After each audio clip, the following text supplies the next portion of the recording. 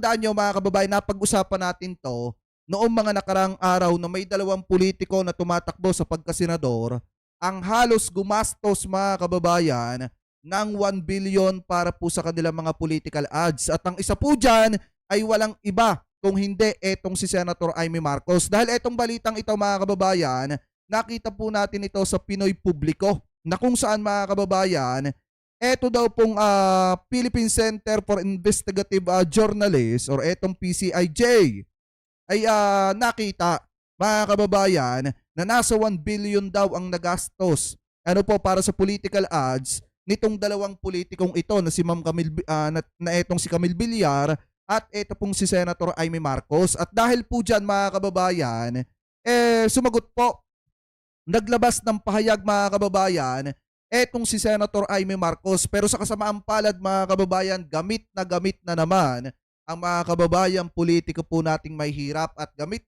na naman si Nutriban at yung bigas. Ano po, so ngayon pakinggan po natin mga kababayan eto pong pahayag ni Senator Amy Marcos para po dun sa issue na aligasyon na ipinupukol po sa kanya na gumastos po siya ng 1 billion para po sa kanyang political ad. So i-play po natin ito, nakita po nating balita galing po sa News 5 Everywhere. Sabi po dito, Senator Marcos pinabulaanan na umabot sa 1 billion ang naggastos niya para sa campaign ads. So i-play na po natin mga kababayan. Pinabulaanan ni Senator Amy Marcos ang lumabas sa isang ulat na umabot na sa 1 billion pesos ang nagastos niya para sa campaign advertisements. Ayon sa senadora na re-electionist ngayong taon, wala siyang ganyan kalaking pera at kung meron man, mas pipiliin raw niya na gumastos para sa mga programang makakatulong sa mamamayan. Base sa ulat ng Philippine Center for Investigative Journalism, si Senator Amy ang isa sa mga may... Sa tingin nyo kaya mga kababayan, magsisinungaling kaya ang PCIJ sa nakita po nila mga kababayan na amount ng nagastos ni Senator Amy Marcos para sa kanyang political ads? Dahil kung titingnan po natin mga kababayan, kahit hindi pa campaign period, talagang todo-todo na yung pag-ere mga kababayan di umano ng political ads nitong si Senator Amy Marcos. Kaya nga kung titingnan natin mga kababayan, sabi ko nga sa inyo noong nakaraan, piliin po natin yung mga politiko na kahit walang panggastos, kahit walang pera, na pangtakbo mga kababayan at pangsuporta sa kanilang hangarin na maging tagapaglingkod ng bansang Pilipinas or maging trabahador ng mamamayan, ginagampanan pa rin po nila yung kanilang pamumulitika sa malinis na paraan. Pero mga kababayan, sabi ko rin sa inyo, yung mga politiko na halos ubusin ng kanilang yaman para po sa kanilang pangarap na maging isang politiko, wag na wag nyo po yung susuportahan. Bakit mga kababayan? Kasi unang-una babawiin din sa inyo yung kanilang inalpasan na pera na kanilang inalpasan sa kanilang pamumulitika. Pag nanalo yung mga yan, babawiin at babawiin din po yan sa inyo. At hindi at kahit kailan hindi magiging para sa taong bayan yung interes ng mga tao pong ganyan. So ngayon ipagpatuloy pa natin. May pinakamalaking nagastos para sa TV at radio ads mula January to September 2024. Gusto ko yan kung may ganyang klase akong pera. Binili ko na lang ng bigas at sa Nutriban para ihatag sa tanan. I'd rather spend it for that. No, that's not true at all. So I wish we could prove and show that in fact we don't spend that kind of money. Mga kapatid, mas magaling daw mga kababayan, sabi ni Senator Amy Marcos, kung siya daw ay may perang 1 billion na sinasabing ginastos niya sa kanyang political ads, kung siya daw ay may perang ganon, mas ang gagawin niya, ibibili niya daw ng bigas at saka ng Nutriban para maitulong daw po sa mga kababayan nating Pilipino sa mas nangangailangan. Ika nga mga kababayan, pero ang tanong dyan, magsisinungaling ba mga kababayan ng PCIJ? Kung ang nakita talaga nila mga kababayan, 1 billion talaga yung halos amount na nagastos ni Senator Amy Marcos para po sa kanyang political ads. Alam niyo mga kababayan, sa totoo lang, pwede naman sila magsinungaling. Kaso, ang masusunod pa rin pagdating ng eleksyon mga kababayan, ang sambayan ng Pilipino, ang taong bayan. Kung gusto pa ba siya, mananalo siya. Pero kung hindi na siya gusto ng mamamayan, bilang isang senadora mga kababayan, hindi na siya mananalo. Kahit pasabihin na gumasto siya ng bilyon-bilyong pera dyan, kung ayaw na ng taong bayan sa kanya, hindi na po siya susuportahan. Hindi na siya iboboto mga kababayan. Kasi nga, lagi po nating tandaan, ang piliin po nating politiko mga kababayan ay yung pro-Pilipinas, hindi po yung pro-China. Kasi pag pro-China yan, kawawa ang sambayan ng Pilipino, kawawa ang mamamayang Pilipino. Dahil ang pagbibigyan at papaboran ng mga yan, yung mga Chinese mga kababayan, hindi ko naman nilalahat yung mga Chinese na kaalyado ng mga ito. Lalo po, at lalo na, at itong si Senator Amy Marcos, alam naman natin kung saan nakapaling yung kanyang liig mga kababayan pagdating po sa usapin ng politika, pagdating po sa isyu ng ating bansa. Ano po, aminin man natin or hindi mga kababayan, mas pabor po siya kay Digong kaysa po mga kababayan sa kasalukuyang administrasyon na kapatid po niya.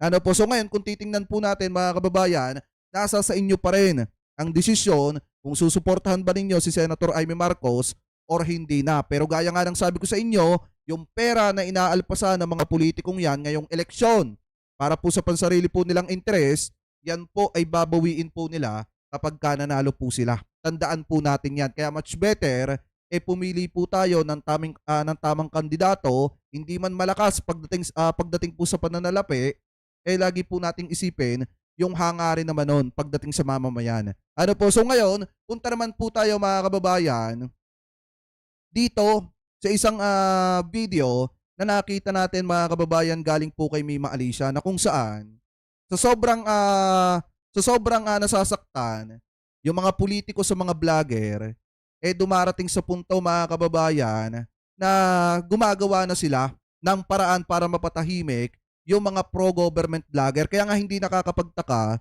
na ang tingin ng ilan sa mga kababayan natin, especially yung mga kasamahan nating vlogger na yung pagkawala ni Amigo ng Bayan, political, related mga kababayan. Kasi nga, alam naman natin mga kababayan, na etong si Amigo ng Bayan talagang kritiko. Dating DDS na naging kritiko ng mga Duterte. At ngayon naman mga kababayan, may nakita tayong balita na galing kay Mima Alicia na kung saan mga BBM vloggers ginigipit, may mga warrant na daw. So ibig sabihin, yung mga vloggers na sumusuporta sa ating gobyerno, may mga warrant of arrest na daw mga kababayan. So ngayon, pakinggan po natin, etong nakita natin vlog, galing po kay Mima Alicia, ikinikredit po natin sa kanya yan.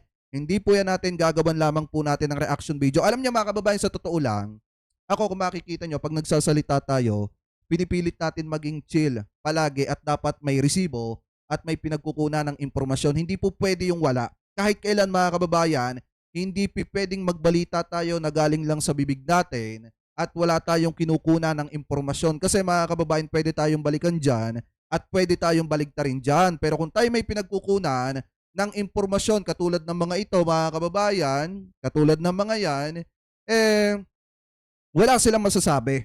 Kaya nga much better na nagbabalita tayo na may impormasyon, may pinagkukunan, may resibo, may source, mga kababayan, dahil hindi tayo mababalikan pagkaganyan. Unlike naman, dun sa ginagawa ng kabila ng mga DD-shit na nanggagaling lang sa bibig nila, wala silang pinagkukunan ng impormasyon, mga kababayan, or source na mga balita po nila, kaya natatawag sila na mga fake news. So ngayon, hindi namin maintindihan kung bakit may mga politiko pa rin na umaaray sa amin. Ganun ang ipinapaliwanag lang namin sa taong bayan, kung ano yung balita na nakikita po natin na ginagawan lang naman natin ng reaksyon. So ngayon, pakinggan po natin etong nakita nating balita galing kay Mima Alicia. I-play na po natin. Bagong video. So, gusto ko nang tuldukan itong warrant of arrest na pinapakalat nga nila patungkol sa akin. Mga minamahal, imagine nyo tatakutin nyo ako na may warrant ako dahil nga sa pag-content ko dito kay Congressman Rodante Marcoleta. Ako, naglahad lang naman ako ng opinion ko. Naglahad lang naman ako ng saloobin ko na yung picture sana, kung po pwede, ni Rodante Marcoleta, ihiwalay niya. Dito sa picture ni Kibuloy, okay, pinaliwanag ni Marcoleta. Ano yung sabi ni Marcoleta? Galing naman daw yan sa mga supporters niya. So, hindi niya daw makukontrol yan. Pero yung punto kasi natin dito, the way na nakita mo, dapat kinall out mo na. Kasi, alam nyo naman, di ba? Hindi, kasi mga kababayan, hinayaan din ni Marcoleta na maisama yung yung larawan niya dun po sa larawan nitong si Kibulok na pagkalaki-laki mga kababayan. Dapat kung hinayaan niya na maisama yung larawan niya dun po sa tarpaulin nitong si Kibulok, dapat open siya. Open siya na ma-criticize siya ng mga kababayan Pilipino po natin. Dahil alam naman natin mga kababayan na etong si Kibulok ay may bagahe. Ngayon, kung etong si Kibulok mga kababayan, may mga basher, hindi rin may iwasan na i-bash etong si Congressman Marcoleta kasi napakalaki nung tarpaulin nitong si Kibulok na kasama etong si Marcoleta. Kaya dapat open etong si Marcoleta mga kababayan sa criticize ng ibang tao. Hindi pwedeng sila lang ang nagki-criticize mga kababayan at ayaw po nilang mabatikos din. Diba mga kababayan? Kaya nga may kasabihan tayo kung ayaw nyong gawin sa inyo, wag nyong gawin sa iba. Diba? Ipagpatuloy pa natin. Na itong si Kibuloy ay merong kaso. Di ba, alam nyo na yan Kaya nga ngayon, nasa kulungan siya, detainee, di ba? Yung punto nga natin dito, kinall out ko lang naman po iyon. Okay, kung sakaling kinasuhan man ako, kasi may nagpakalat na may warrant na daw si Mima Alicia. Ako nagulat ako kagabi. Hindi ako natatakot to be honest. Kasi imagine nyo kung may isang politiko man, wag na natin pangalanan, kung itong politiko man to, ang nagkaso sa akin, unang-una abogado siya. Tama. Diba? Abogado itong politiko na to. Hindi niya ako pwedeng silbihan, hainan ng warrant of arrest nang hindi ako nakakapag-counter affidavit. Nagigets ninyo? Hindi nga ako nabigyan ng sumon. Walang hearing na naganap. So, papaano ko hainan ng warrant of arrest? Nagigets ninyo? Ang alam ko kasi dyan mga kababayan, kapag halimbawa nag-file ng pagpalagay natin cyber libel, etong si Marcoleta dito kay Mima Alicia, papadalan si Mima Alicia ng sumon mga kababayan. Alam ko hanggang 3 ata yun. And then kapag hindi uma-attend, etong si Mima Alicia, doon palang magkakaroon ng arrest warrant or warrant of arrest laban po dito kay Mima Alicia. Yun yung pagkakaalam ko pakitama na lamang po ako kung ako po ay mali. Ano po, ipagpatuloy pa natin. Okay. Mima, kasi ganito meron ng papeles. Di ba nakita mo naman yung Sened na warrant of arrest? Mga minamahal, nung binasa ko, source lang naman po yun. Tama. Pwedeng edited. Hindi ko alam kung ako lang din yung ginawan nun. Kasi bali-balita ko kahit si Takero Miyamoto, abay ginawan din ng peking warrant of arrest. Tinatakot kami. Well, anong magagawa natin dyan? Sige, kung sino man yung naghain sa akin ng kaso, harapin ko naman yan. Kung meron nga. Harapin ko at hindi ko tatakasa yan, magbabayad ako ng bail. Pero ang pinagtataka dito, hindi nga nila alam yung buong pangalan ko. Hindi nga nila alam kung saan ako nakatira. Wala nga akong na-receive na email or summon. Diba? So, papaano ko hainan ng warrant of arrest? Di binabaraso niyo yung kaso kung ganun. Pero, kutob ko, ito ay pawang pananakot lamang. Kasi kahit nga din si Takero, naka-receive, I don't think so kung naka-receive siya, pero nabalitaan ko, naka-receive din daw siya ng ganun. Na parang inedit yung pangalan niya na mayroong warrant of arrest. Pero sa akin kasi mga kababayan, iba naman yun sa akin Ang mga dumadating kasi sa akin, may mga nagbe-message minsan may mga threat mga kababayan. Pero sa tagal ko na kasi mga kababayan na nagbablog, hindi naman kasi may iwasan talaga na may mga nagbabanta. Ano po, talagang yun sa akin mga kababayan, minsan sa comment section ko pa, may mga nagbabanta. Pero sa akin mga kababayan, tinatawanan ko yan Kasi unang-una, kapag araw mo na. Ang mahalaga kasi mga kababayan, may susigurado ko lang, kapag may nangyari sa akin, pag-uusapan ako ng napakaraming tao, tapos pagkatapos nun, hindi naman siguro hahayaan ng Diyos na hindi mapapapanagot kung sino yung mga nasa likod. Mga kababayan, yung kasi ang pananaw ko dyan, kapag araw mo na, wala ka na magagawa, yun na yun. Mga kababayan, basta ang mahalaga, na wala ka man, nasa katotohanan ka.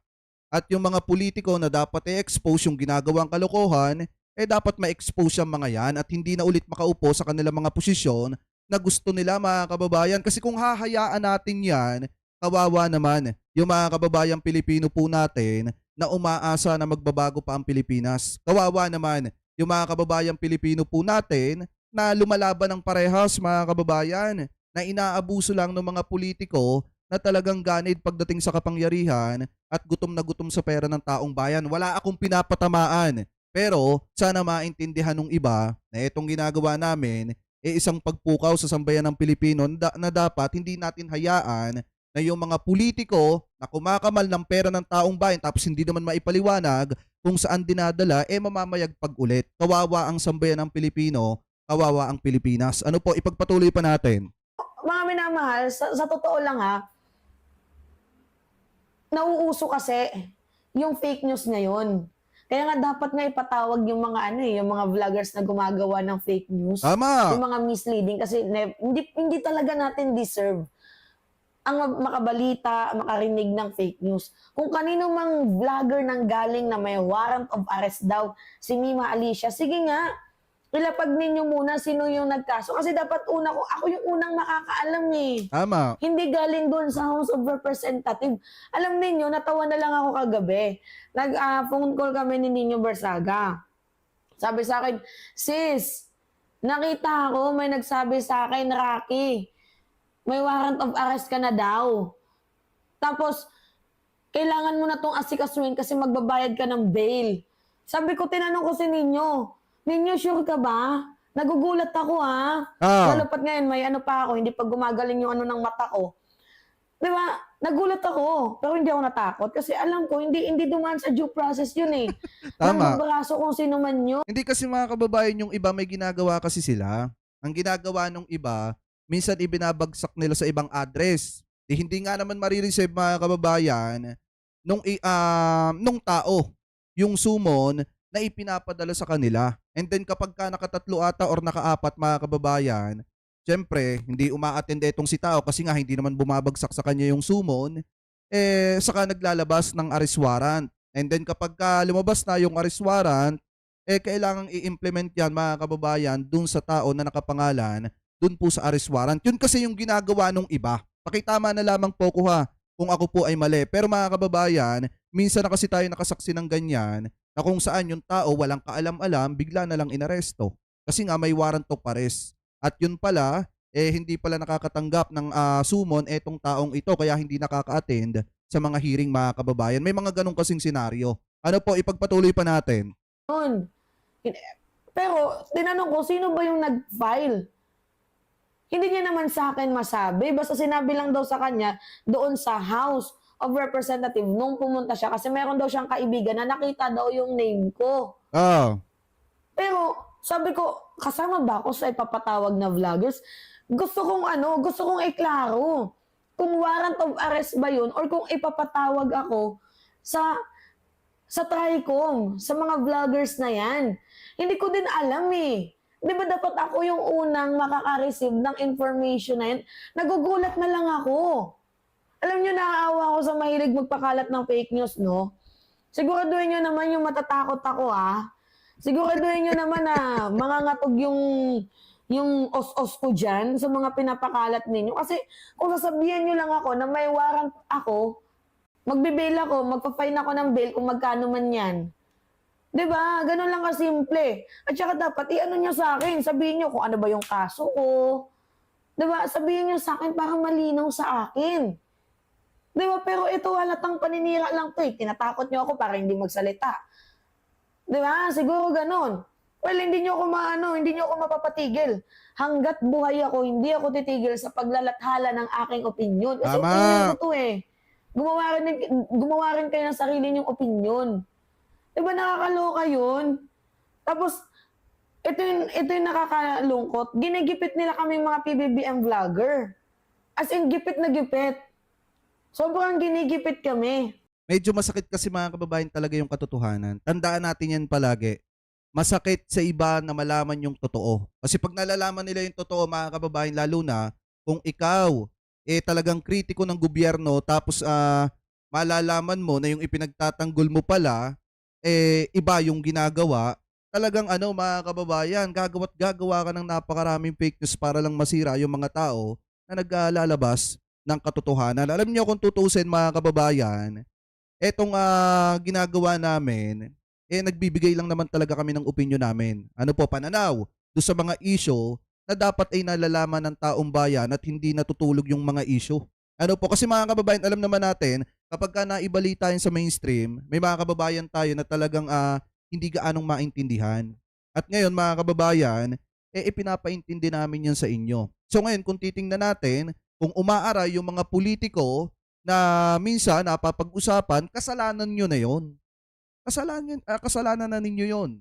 Kasi unang-una sumasama kayo dun sa mga tao na may mga matitinding issue. Dapat kung sumasama kayo sa mga taong may mga matitinding issue, dapat bukas din kayo na ma-criticize ng ibang tao. Bukas din kayo na makinig sa opinyon ng ibang tao. Ano po hindi yung gigipitin nila? To the point na nakikita ko yung mukha ko, nakabalandra doon, content ako ni ganito, ganyan, tinitira nila ako. Ginigipit nyo kami, samantalang kami, hindi kami nag-a-ad hominem sa inyo. Tama. Di ba maging patas naman kayo? Pero yung punto natin dito, kung sa House of Representative man yan, kung ako ipapatawag, ready si Mima, hindi aatras. Harap tayo kung sakali man, pero wag naman sana. 'Di ba? Kasi hindi biro to yung issue sa akin na inan daw ako ng warrant. Hindi ako nagpapaawa sa inyo, hindi ako nagpapag-GoFundMe.